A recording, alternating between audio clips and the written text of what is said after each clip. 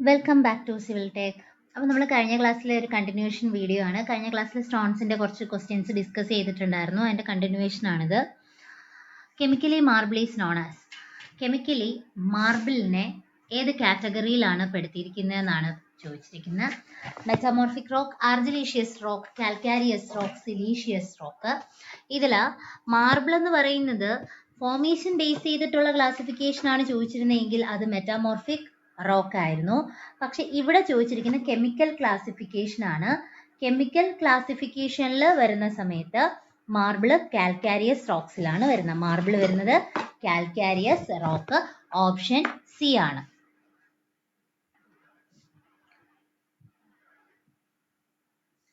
Eighteenth question.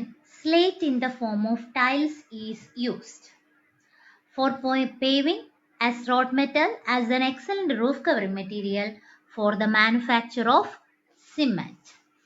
Answer വരുന്നത് as an excellent roof covering material. Option C ആണ്. Excellent roof covering material എന്നുള്ള രീതിക്കാണ് വരുന്നത്. Granite is mainly composed of. Granite എന്തൊക്കെ കൊണ്ടാണ് ചെയ്തേക്കുന്നതെന്നാണ്. ഓപ്ഷൻ ഡി ആണ്. Quartz, feldspar and mica. ഇതൊക്കെ ബേസിക് ആയിട്ടുള്ള ക്വസ്റ്റ്യൻസ് ആണ്. പ്രീവിയസ് ചോദിച്ചും കണ്ടിട്ടുണ്ട്. അപ്പോൾ ഇതൊക്കെ ഒന്ന് അറിഞ്ഞിരിക്കുക. Quartz, feldspar, mica. Sandstone is sedimentary rock, metamorphic rock, igneous, volcanic. So simple ആണ്.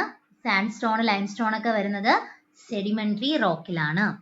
The rocks having alumina and clay as their main constituents are called. അലുമിനയും ക്ലേയുമാണ് മെയിൻ കോൺസ്റ്റുവന്റ് എങ്കിൽ അത് ഏത് കാറ്റഗറിയിലാണ് പെടുന്നത്? Siliceous, argillaceous, sedimentary, none of these. ഇത് മെയിനായിട്ട് വരുന്നത് ആർജിലീഷ്യസ് റോക്സിലാണ്. ആർജിലീഷ്യസ് റോക്സിലാണ് അലുമിനയും ക്ലേയും വരുന്നത്. ക്ലേയുടെ കണ്ടന്റ് എന്ന് പറഞ്ഞാൽ ആർജിലാണ് ഉദ്ദേശിക്കുന്നത്. ആർജിലീഷ്യസ് റോക്ക്. അപ്പോൾ അലുമിനയുടെയും ക്ലേയുടെയും കണ്ടന്റിന്റെ കാര്യം മെൻഷൻ ചെയ്താൽ അത് ആർജിലീഷ്യസ് റോക്ക് ആണ്. Next question. Which of the following stone is damp proofing? Slate, marble, laterite, granite. So simple ആണിതും. സ്ലേറ്റ് ആണ് ആൻസർ വരുന്നത്. ഓപ്ഷൻ എ ആണ് സ്ലേറ്റ്. സ്ലേറ്റിനെ കുറിച്ച് പറയാനാണെങ്കിൽ സ്ലേറ്റ് എന്ന് പറയുന്നത് ആദ്യമേ അറിഞ്ഞിരിക്കുക, കെമിക്കലി അതൊരു ആർജിലീഷ്യസ് റോക്സ് ആണ്. അതിൽ അലുമിനിയം അതുപോലെ സാൻഡ്, കാർബണേറ്റ്സ് ഓഫ് ലൈംസ് ചേർന്നതാണ് സ്ലേറ്റ് എന്ന് പറയുന്നത്. സ്ലേറ്റിന്റെ സ്പെസിഫിക് ഗ്രാവിറ്റി എന്ന് പറയുന്നത് 2.8 ആണ്. അതിന്റെ കംപ്രസീവ് സ്ട്രെങ്ത് എന്ന് പറയുന്നത് 60 to 70 mega newton per metre square ആണ് വരുന്നത്. ഇത്രയും കാര്യങ്ങൾ ഇതിൽ അറിഞ്ഞിരിക്കണം. അതുപോലെ തന്നെ ഈ സ്ലേറ്റ് എന്ന് പറയുന്നത് ടെയില്, അതുപോലെ റൂഫ് കവറിംഗ് മെറ്റീരിയൽ, ഇതിനൊക്കെ വേണ്ടിയിട്ട് നമ്മൾ യൂസ് ചെയ്യാറുണ്ട്. സിസ്റ്റേൺസ് ഒക്കെ ചെയ്യാൻ വേണ്ടിയിട്ടൊക്കെ നമ്മൾ എന്ത് യൂസ് ചെയ്യാറുണ്ട്? സ്ലേറ്റ് യൂസ് ചെയ്യാറുണ്ട്. അതിൻ്റെ കൂടെ തന്നെ ഒരു എക്സ്ട്രാ പോയിന്റ് ആണ്, ഡാം പ്രൂഫിങ്ങിനും എന്ത് യൂസ് ചെയ്യാറുണ്ട്? സ്ലേറ്റ് യൂസ് ചെയ്യാറുണ്ട്. Next question. Sandstone consist of. ഇതിൽ സാൻഡ്സ്റ്റോൺ എന്തൊക്കെ ചേർന്നിട്ടാണ് ചെയ്തിരിക്കുന്നതെന്നാണ് ചോദിച്ചേക്കുന്നത്. സാൻഡ്സ്റ്റോൺ എന്ന് പറയുന്നത് കോട്സ്, ലൈം ആൻഡ് സിലിക്ക. അപ്പം ഓപ്ഷൻ സി ആണ്. കോട്സ്, ലൈം ആൻഡ് സിലിക്ക ചേർന്നിട്ടാണ് ചെയ്തേക്കുന്നതെന്നല്ല, ഇതിന്റെ കോമ്പോസിഷൻ ആണ് ഉദ്ദേശിച്ചിരിക്കുന്നത്. Quartz, lime and silica. Next, marble contains mostly lime and silica. Correct ആണോ അല്ലയോ എന്നാണ് ചോദിച്ചിരിക്കുന്നത്. മെയിനായിട്ട് മാർബിളിൽ വരുന്ന കണ്ടന്റ് ലൈമും സിലിക്കയും തന്നെയാണ്. സോ ഇത് ട്രൂ ആണ്. The compressive strength of granite. ഗ്രാനൈറ്റിന്റെ കംപ്രസീവ് സ്ട്രെങ്ത് ആണ് ചോദിച്ചിരിക്കുന്നത്. 70 to 130 mega newton per metre square ആണ് വരുന്നത്. Okay, 70 to 130 mega newton per metre square. Next question. The crushing strength of good building stone should be more than. ഒരു നല്ലൊരു building സ്റ്റോണിന്റെ crushing strength എങ്ങനെ ആയിരിക്കണം എന്നാണ് പറയുന്നത്. അപ്പൊ ഇതിൽ 50, 100, 150, 200 ആണ്. നമ്മുടെ ആൻസർ വരുന്നത് ഓപ്ഷൻ ബി ആണ്, 100 mega Pascal. Most of the stones possess the specific gravity in the range of. ഇതിൽ ഏത് റേഞ്ചിലാണ് മിക്ക സ്റ്റോൺസിൻ്റെയും സ്പെസിഫിക് ഗ്രാവിറ്റി വരുന്നതെന്നാണ് ചോദിച്ചിരിക്കുന്നത്. ഒരു 2.4 to 2.8 മിക്ക സ്റ്റോൺസിൻ്റെയും സ്പെസിഫിക് ഗ്രാവിറ്റിയുടെ range. In order to dry the quarry sap of freshly quarried stones, it should be exposed to open air for a period of 6 to 12 months ആണ് വരുന്നത്. ആൻസർ വരുന്നത് 6 to 12 months ആണ്. കാരണം അതിൻ്റെ ഇനിഷ്യൽ ക്വാറി സാപ്പ് റിമൂവ് ചെയ്യാൻ വേണ്ടിയിട്ട് നമ്മളൊരു open എയറിൽ ഒരു 6 to 12 months ഒക്കെ വയ്ക്കുകയാണെങ്കിൽ ഈസി ആയിട്ട് അത് റിമൂവ് ആയിട്ട് കിട്ടും. A good building stones is one which does not absorb more than dash of its weight of water after 1 day's immersion. ഇതിൽ ആൻസർ വരുന്നത് ഫസ്റ്റ് ഓപ്ഷൻ ആണ് 5%. ഓക്കെ, 1 day ഇമേഴ്ഷന് ശേഷമുള്ളതാണ് ചോദിച്ചിരിക്കുന്നത്. So 5%. Specific gravity of stone should not in any case be less than. അപ്പോൾ എങ്ങനെയാണ് specific gravity of stones എന്ന് പറയുന്നത്? എന്ത് less than എന്നാണ് ചോദിച്ചിരിക്കുന്നത്. സോ ആൻസർ വരുന്നത് 2.5 ആണ് വരുന്നത്. Answer 2.5.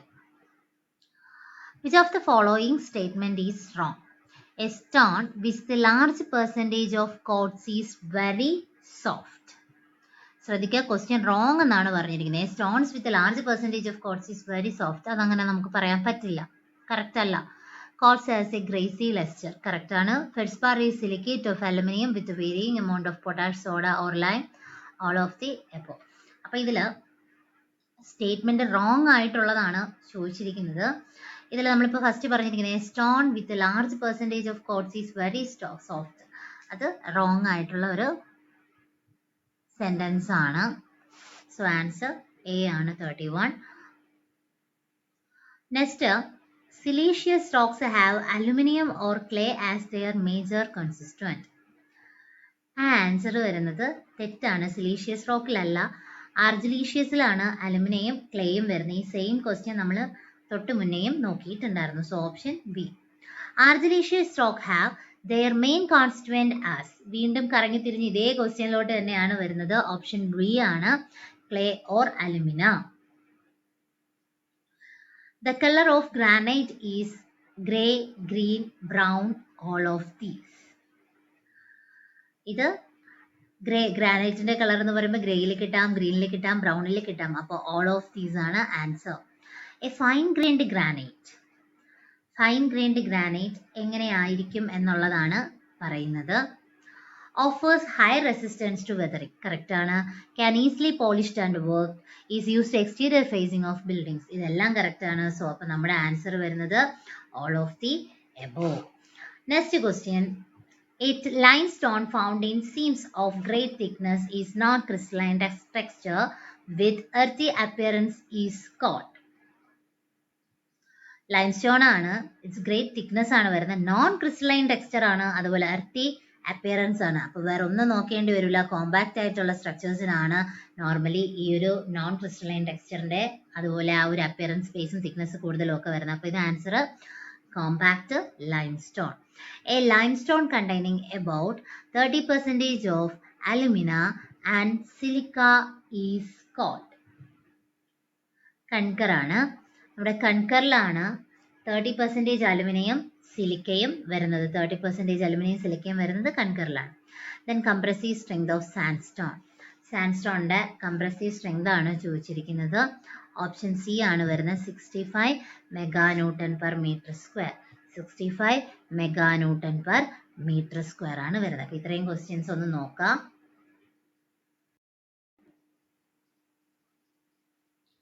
The specific gravity of sandstone is. സാൻഡ്സ്റ്റോണിന്റെ സ്പെസിഫിക് ഗ്രാവിറ്റി ആണ് ചോദിച്ചിരിക്കുന്നത്. സാൻഡ്സ്റ്റോണിന്റെ സ്പെസിഫിക് ഗ്രാവിറ്റി എന്ന് പറയുന്നത് 2.65 to 2.95 ആണ് വരുന്നത്. 2.65 to 2.95.